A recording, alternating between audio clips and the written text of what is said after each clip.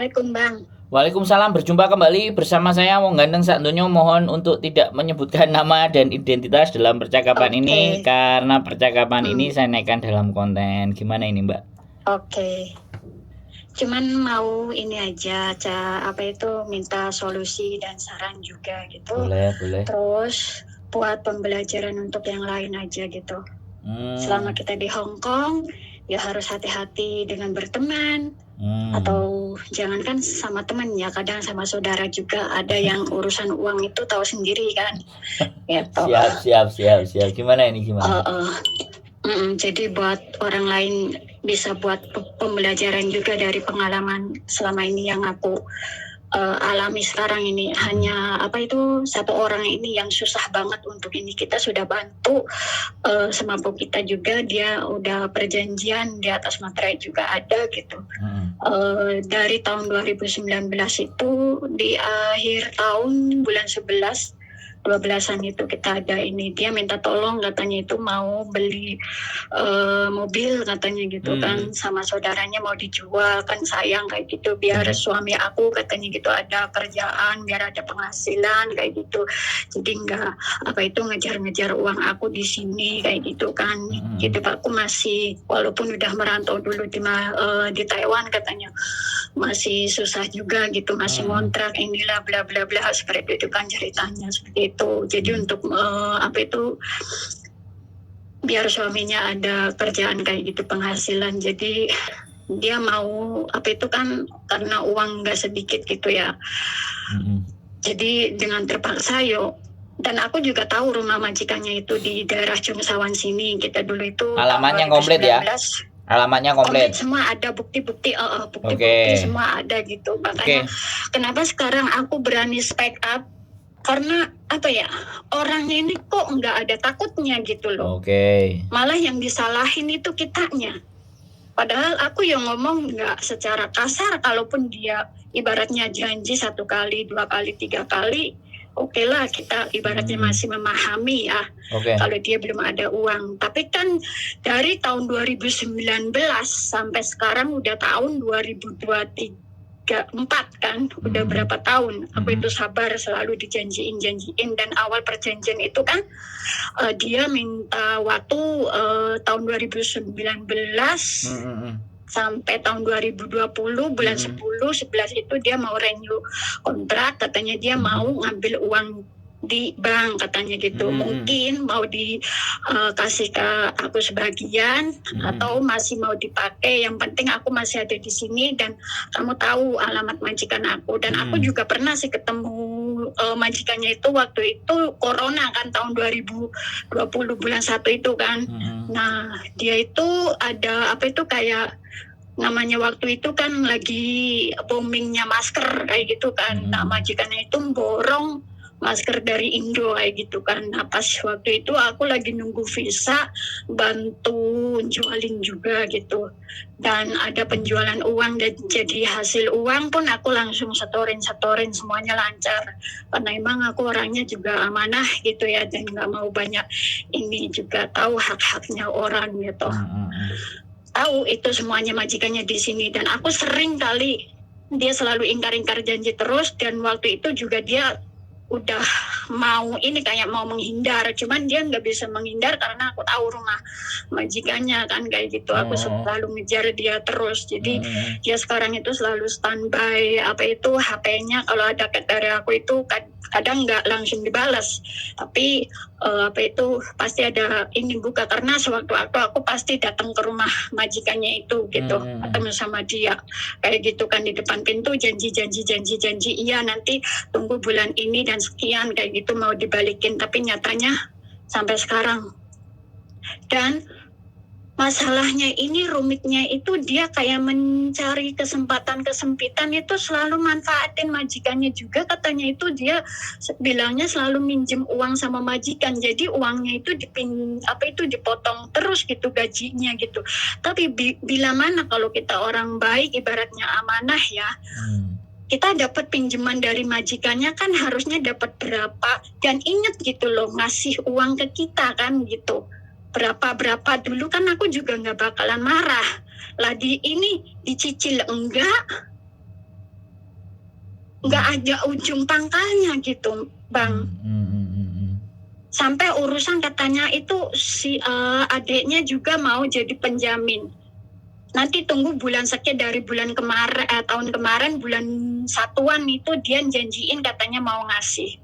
Terus ada suaminya juga itu aku juga ya mau menjaminkan, tapi semuanya itu omong kosong terus. Nah kemarin bulan 10/9 itu tahun kemarin tuh dia janjiin katanya aku mau dapat uang long service. Nah kebetulan dia ada omongan seperti itu, aku minta bukti gitu. Bukti lembarannya itu kan pasti ada coret-coretannya katanya itu dari agennya kan gitu. Aku tak suruh dia copy gitu. Dan dia ngasih.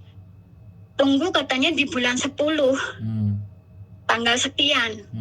Oke, aku diem, aku mereda emosinya, aku tunggu etiket baiknya gitu ya.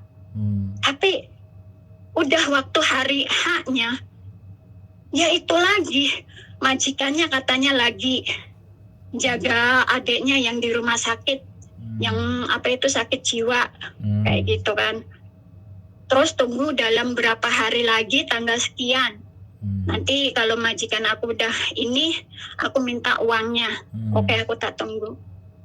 Dan waktu hari H-nya lagi, katanya majikannya nggak ada lagi di Cina. Tunggu berapa hari lagi, kayak gitu. Seperti itu terus, kayak gitu sampai sekarang. Dan minimal uang ini juga nggak sedikit. Aku hanya minta uang hak aku untuk segera dibalikin. Karena kesempatan, dia minta waktu. Oke, aku udah tak kasih waktu. Ini udah 4 tahun, bukan 1 bulan, 2 bulan, 3 bulan, 4 bulan loh. Kita juga sama punya keluarga yang butuh uang. Yang punya hutang juga bukan kamu. Kalau misalkan ibaratnya kita semua orang juga punya hutang, kan pasti bisa membagi gimana cara untuk mencicil uang sama orang yang sudah menolong kita kan. Seperti itu. Dia kayaknya omongannya itu sepele banget, enteng banget gitu loh. Jadi kenapa aku sekarang itu minta bantuan gitu untuk jadi saksi. Misalkan ini kan kemarin dia janji akhir bulan kemarin kan dia janji katanya akhir bulan. Oke, aku tak tunggu lagi kan. Akhir bulan mungkin dari suaminya. Itu dari Indo. Uang dari Indo urusan, padahal urusan uang ini kan di Hong Kong gitu ya. Harusnya kan dia yang berbuat, harusnya dia yang tanggung jawab, tapi dia selalu melempar ini ke keluarganya, nah inilah itulah kayak gitu kan. Oke, aku tak ikutin apa dia maunya, tapi semakin lama aku disabarin malah dia kayaknya meremehkan. Tapi dibilang meremehkan, dia nggak mau bilang, ibaratnya aku itu nggak meremehkan kamu, aku itu pasti tanggung jawab. Bentuk tanggung jawabnya itu di mana? Jangan kayak gitulah. Kita sama-sama susah, kamu juga punya gaji, kita juga punya gaji. Harusnya kalau memang kita punya hutang, yo gimana cara baiknya? Ya enggak. Aku bukan minta uang kamu, aku minta uang hak aku. Kalaupun belum bisa semua, ya berapa dulu nggak mungkin kan aku marah kayak gitu. Aku di saat adekku mau nikahan, aku minta sama dia janjiin iya bulan sekian, tanggal sekian. Udah pas hari H-nya ya seperti itu lagi. Akhirnya dengan sendirinya aku berusaha gimana untuk kebutuhan keluargaku, aku juga ngambil di bank. Tapi semuanya lancar-lancar aja kok, selagi kita ibaratnya tanggung jawab. Lah, hutang aku di bank aja udah lunas, kenapa uang hutang dia sama aku kok nggak diberes-beresin gitu loh. Seakan kayaknya nyepelein yang namanya hutang, haknya orang gitu loh. Tahu hukumnya, hukum dunianya, tahu hukum akhiratnya, tapi kok nggak dipakai gitu loh. Nggak ada rasa takut. Dan korbannya itu juga bukan hanya satu orang aku aja, ternyata sebelum sesudah aku juga nggak tahu sebelumnya konflik mereka dengan orang lain kan. Yang penting intinya kan antaranya aku sama dia. Tapi aku tahu dari temennya juga yang jadi korban dia seperti itu, datanya dipakai sama dia juga kayak gitu. Tapi aku nggak mau mencampur adukan urusan mereka dengan urusanku. Yang penting kan urusan aku gimana kayak gitu kan. Gitu. Menurut Abang Sandro gimana? kalau menghadapi orang kayak gini. Aku pengen kasih pelajaran itu orang biar jangan sampai ada korban lain gitu. Capek. Aku nggak mau sih mutusin matiin rezekinya dia, keluarganya dia, tapi dia mau matiin dan rezeki aku sama keluarga aku gitu. Kita niatnya nolong baik-baik, kok malah uang kita jadinya sengketa, jadinya bukannya dapat pahala tapi malah dapat dosa juga gitu. Aku udah sabar Bang ngadepin dia. Menurut Bang Sandro gimana Bang solusinya? Dokumen pribadi ada nggak? Lengkap, sampean pegang? KTP, Kopian, alamat, semuanya ada? Alamat semua ada. Oke. Ada apa itu? Gantian saya Di daerah ngomong. Jungsawan sini. Oke, gantian saya ngomong ya. Sampean sudah 10 menit soalnya. Giliran saya ngomong kalau memang sampean mau dengar apa yang ingin saya sampaikan. Jadi kita langsung ke small claim tribunal. Pinjamannya sampai berapa? Mungkin melebihi dari 60. 60? Itu pokoknya? Pokoknya aja atau dicampur bunga atau bagaimana? Sama ini kan ada bagi hasil ya udah segitu. Dia pokoknya aku sih terserah dia mau ngasih berapapun gitu loh. Bukan, total Aslinya jumlah lebih dia. dari itu total. Total dia pinjam 60. Soalnya kalau small claim tribunal itu 50. Gak boleh lebih dari 60. Makanya nanti kita akan coba small claim tribunal. Jadi kita akan mengirimkan surat, reasonnya dari sampean apa, buktinya sampean semuanya apa, kasih ke dia. Jadi biar ada surat yang datang ke tempat majikan dia. Surat. Kalau gini Mas, kita itu maunya seperti ini ya Bang. Misalkan sampean ada waktu bisa ikut bareng gitu. Nggak bisa Mbak. Saya ngomong ya. Sekarang ganti saya ngomong. Kalau kita sistem dan model kayak gitu, hutang piutang itu kita tidak bisa menggunakan cara kekerasan, debt collector atau menakut-nakuti. Bisa dipahami nggak? Kita lakukan sesuai dengan prosedur pemerintah Hong Kong. Oke. Ya, sekarang jangan main hakim sendiri. Walaupun sampean rasa sakit. Nah, makanya aku yang ngomong sekarang. Kalau aku yang ngomong sampean dengerin. Ya. Oke. Kalau sampean ngasih masukan begini begitu, kalau saya tidak bisa terima, saya punya pertimbangan kenapa nggak bisa ngelakuin ini, kenapa nggak ngelakuin itu. Yang pertama, surat perjanjiannya semua ada. Kita dua hukum kita pakai. Yang pertama Indonesia, yang kedua sini. Nah pertanyaannya waktu di Indonesia sampean ada KTP-nya nggak, ada alamatnya lengkap nggak? Kalau ada semuanya kita tinggal bikin laporan ke Kapolres atau Kapolseknya tempat dia ada di Indonesia. Jadi dua-duanya diserang. Surat datang ke majikan, surat datang ke keluarganya juga. Kalau udah kayak gitu kan, kalau ada surat masuk kan baru berpikir dia. Gitu loh Mbak. Ini cara yang benar, efektif, dan kita nggak usah pusing-pusing kan kayak gitu loh. Kita nggak bisa pakai hukum rimba. Kalau hukum rimba kayak kemarin, jambak ngambil HP malah dia yang kena kasus. Bisa dipahami nggak? Paham. Nah, makanya minta solusi sama Bang. Makanya sampean dengerin aku ngomong. Jadi jangan ngomong terus, gantian saya ngomong lagi. Dibilangin kok saya ngomong, sampean ngomong siapa yang mau dengerin.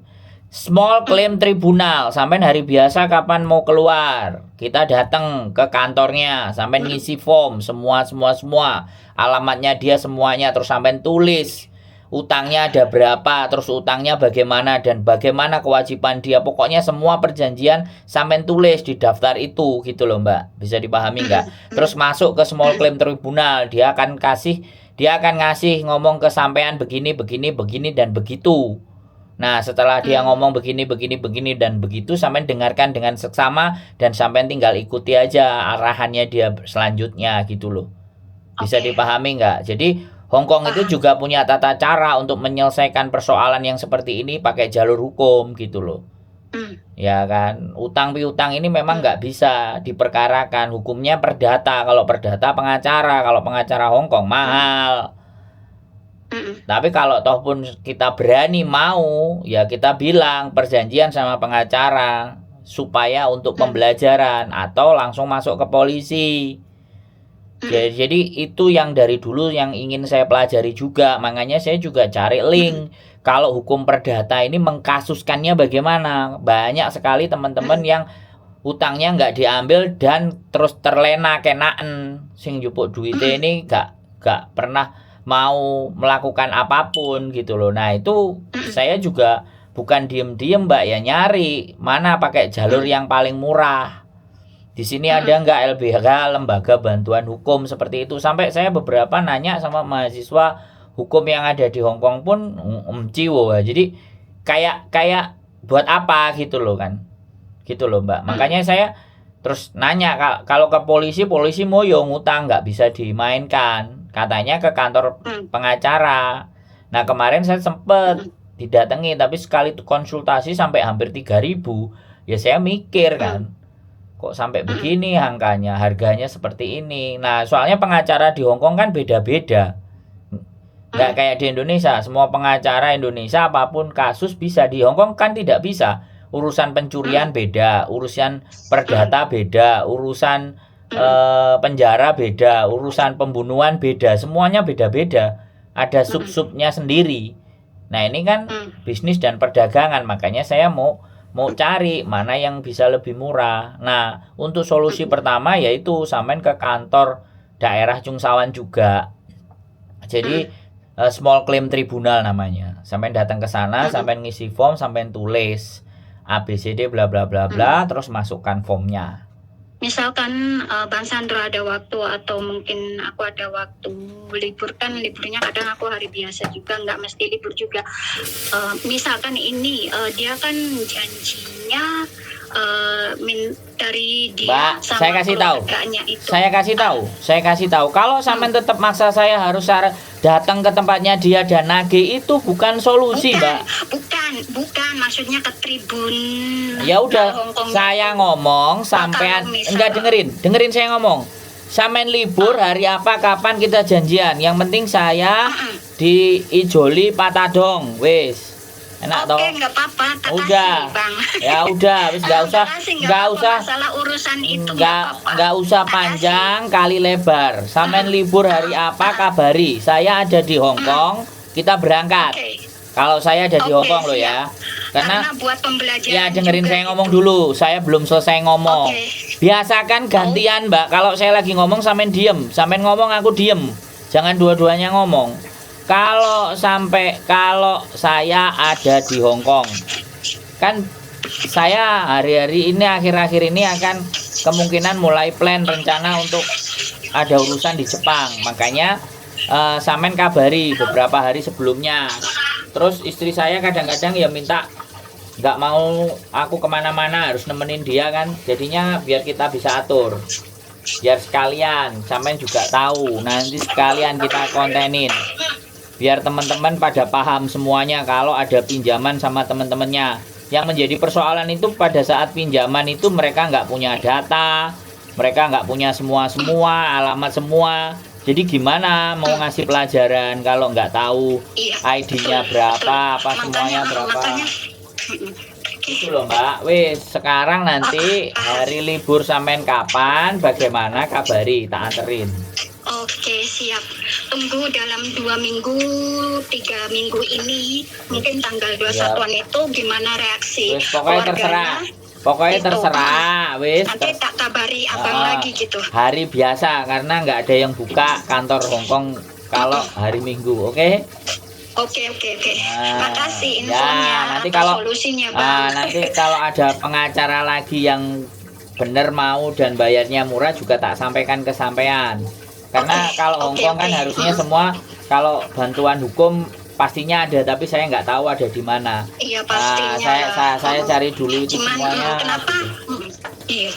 Tak cari dulu semuanya. Ini juga aku juga belajar bagaimana mengkasuskan melalui pengadilan. Bukunya sudah tak ambil. Baca kok cek gak mudeng-mudeng aku piye jalure gitu. Aku mulai melok-melok belajar hukum ae jadinya. Oke? Ya semoga bisa bermanfaat buat orang-orang yang ibaratnya kita mau menolong orang tapi dimanfaatin kayak gitu kan, bikin apa itu jerak orang yang di Hong Kong gitu. Rata-rata kita udah baik tapi seakan kita itu kayak orang bodoh gitu ya. Siap Mbak. yang Ya udah penting gitu kalau aja, Bang. yang penting prosesnya yang dijalani tak kontenin ya.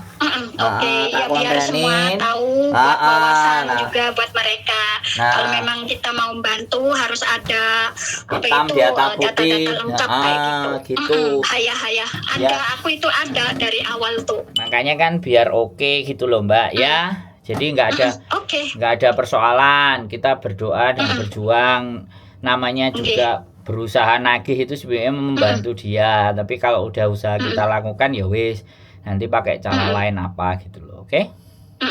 Oke, makasih infonya, solusinya Bang. Ya. Semoga bermanfaat buat teman-teman yang lain gitu aja, Siap. pesannya hati-hati aja gitu. Oke, Semangat makasih semuanya Bang. Yo. Assalamualaikum. Waalaikumsalam warahmatullahi wabarakatuh. Oke teman-teman, ya hutang. Waktunya ngegas, ngegas. Waktunya kita coba, kita datengin lagi ke kantornya. Nanti kita bikinin kita bikinin videonya juga biar yang lainnya juga bisa tahu dan paham bagaimana memperkarakan dan mempersoalkan hal-hal yang seperti ini. Mungkin itu saja ya dari saya. Mudah-mudahan tetap semangat, keep stay tune my YouTube channel and see you next video. Bye bye.